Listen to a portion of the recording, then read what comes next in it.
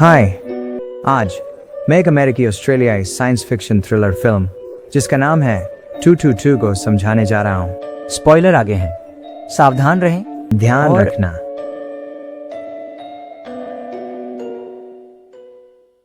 Film की शुरुआत होती है जब एक आदमी न्यूयॉर्क के ग्रैंड सेंट्रल स्टेशन से गुजरता है। उसके हाथ में एक बंदूक है। उसके आसपास के लोग बंदूक देखकर भागने लगते हैं। वह एक और आदमी के पास जाता है जो एक लड़की की रक्षा करता हुआ लगता है।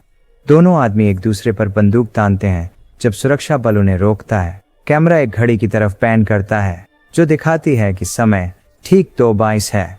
फिर गोली चलने की आवाज। यह सिर्फ एक सपना था। एक आदमी जिसका नाम डिलन है अपने सपने से जागता है और अपनी दिनचर्या में आगे बढ़ता है।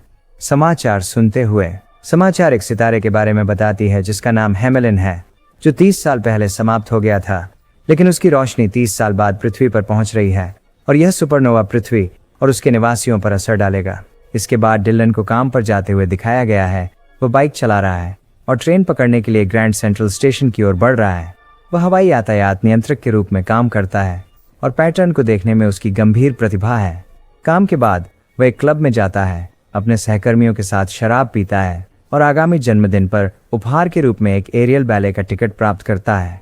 अगले दिन काम पर वह अपने सामने नक्षत्रों के पैटर्न देखना शुरू करता है। वह अपने बार बार आने वाले सपने के बारे में मतभ्रम करने लगता है और हवाई जहाजों के साथ संवाद नहीं कर पाता।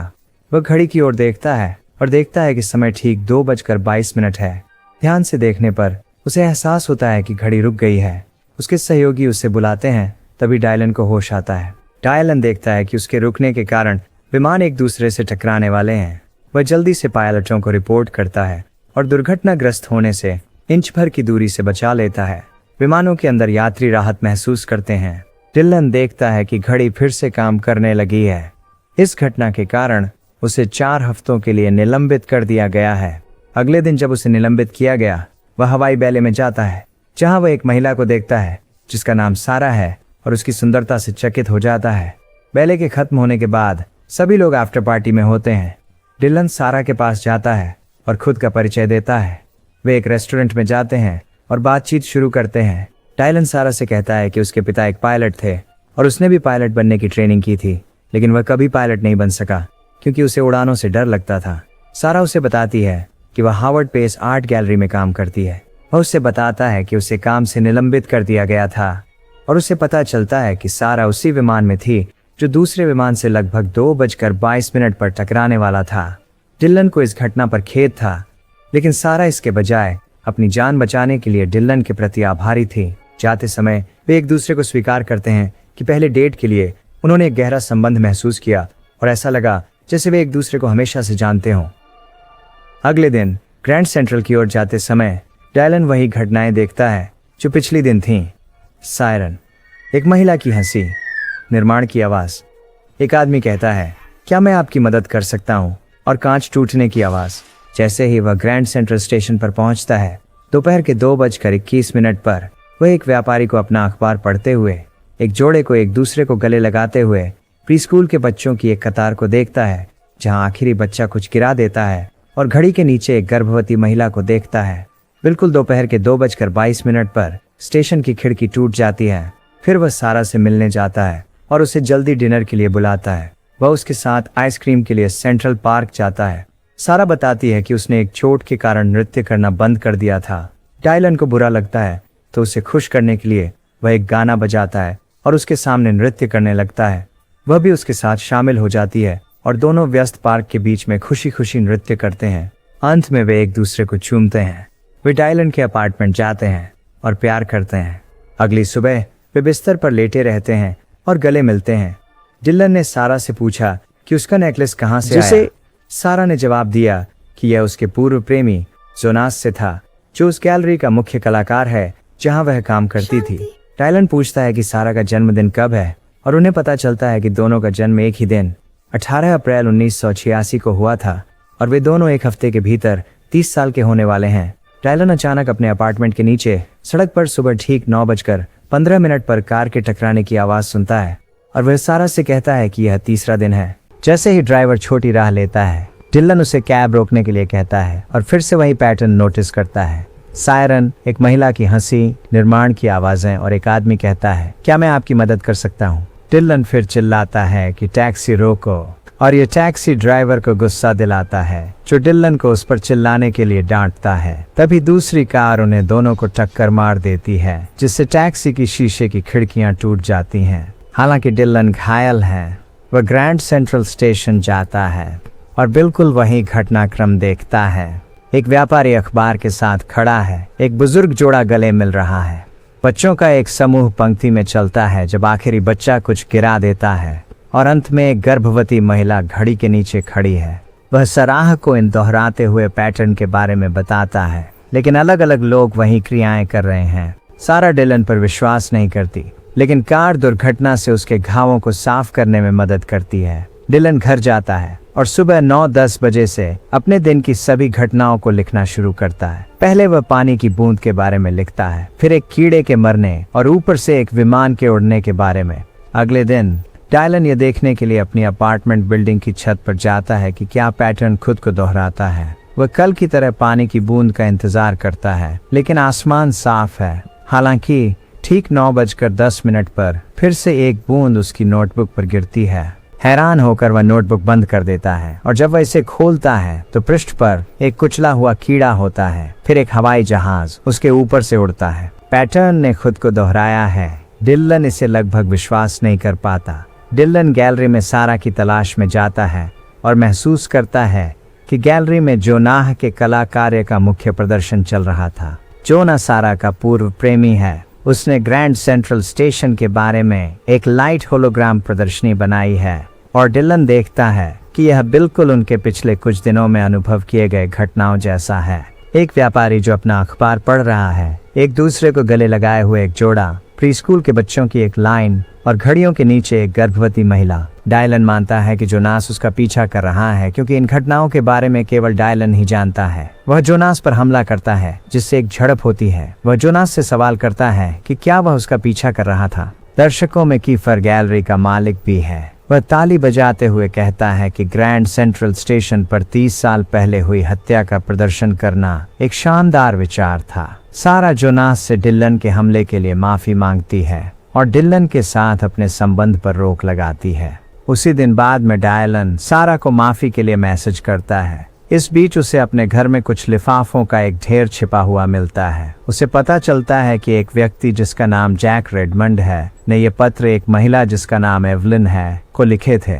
जांच करने पर डायलन को पता चलता है कि जैक रेडमंड उसके अपार्टमेंट में 30 साल पहले 1987 में रहता था। वह एक लेख ऑनलाइन भी पाता है और उसे ग्रैंड सेंट्रल में 30 साल पहले हुई हत्या के बारे में पता चलता है। जैक रेडमंड हत्यारा था। उसने अपनी प्रेमिका एवलिन और एक पुलिस अधिकारी को ग्रैंड सेंट्रल के बीच में मारा था। एवलिन उस समय गर्भवती थी। हत्या ठीक 2:22 पर हुई। जे ने एवलिन को जलन में मार डाला क्योंकि एवलिन पुलिस अधिकारी नोआह मार्क्स से प्यार करती थी, जिसे जैक ने उसी दिन भी मार डाला। वह यह भी पाता है कि जैक, एवलिन, वह और सारा का जन्मदिन एक ही है। वास्तव में उनका और सारा का जन्म उसी दिन हुआ था जब जैक और एवलिन की मृत्यु हुई। डिलन कड़ियां जोड़ता है और पता लगाता है कि वह और सारा जैक और एवलिन हैं किसी पिछले जीवन में।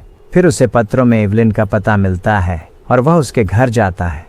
डिलन एवलिन की बहन से मिलता है, जो उसे बताती है कि एवलिन जैक से बहुत प्यार करती थी, इसलिए वह यह नहीं मानती कि जैक ने एवलिन को किसी और से प्यार करने के कारण मारा। वह उसे यह भी बताती है कि पुलिस अधिकारी नूह भी एवलिन से प्यार करता था। जब डिलन घर वापस आता है तो वह 30 वर्षों बाद की स्थिति में हो रहे नक्षत्र को जोड़ता है।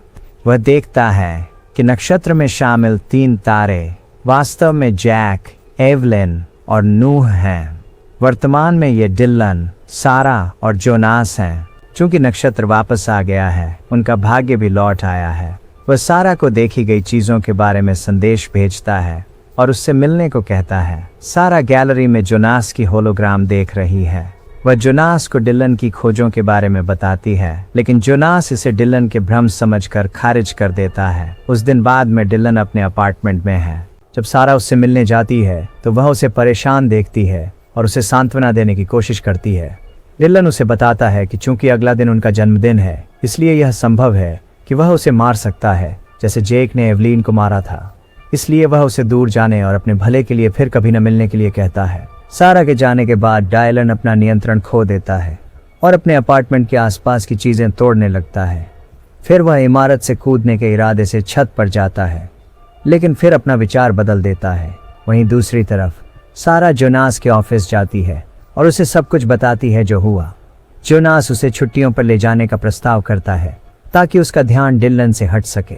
अगली सुबह डायलन को एहसास होता है कि पानी की बूंद, कीड़ा, विमान और पैटर्न में जो कुछ भी होता है वह जेक के मरने वाले दिन के समान हुआ था।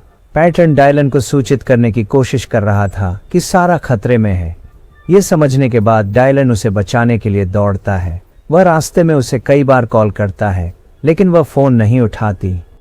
इसीलिए वह जोनास के कार्यालय जाता है। वहां वह हैरान रह जाता है जब वह देखता है कि दीवार पर सारा की तस्वीरें और कई होलोग्राम हैं। उसे समझ में आता है कि जोनास सारा के प्रति आसक्त है। उसे वहां एक खाली बंदूक का केस भी मिलता है और अब उसे यकीन हो जाता है कि सारा खतरे में है। वह उसे ढूंढने के लिए स्टेशन की ओर दौड़ता है। इस बीच जोनास और सारा ग्रैंड सेंट्रल स्टेशन में अपनी यात्रा के लिए टिकट खरीद रहे हैं। जोनास सारा से कहता है कि वह घड़ी के नीचे उसका इंतजार करे। इतिहास खुद को दोहरा रहा है। जोन्स उसके पास टिकट लेकर लौटता है। उसे भी एहसास होता है कि वे अपने अतीत को जी रहे हैं।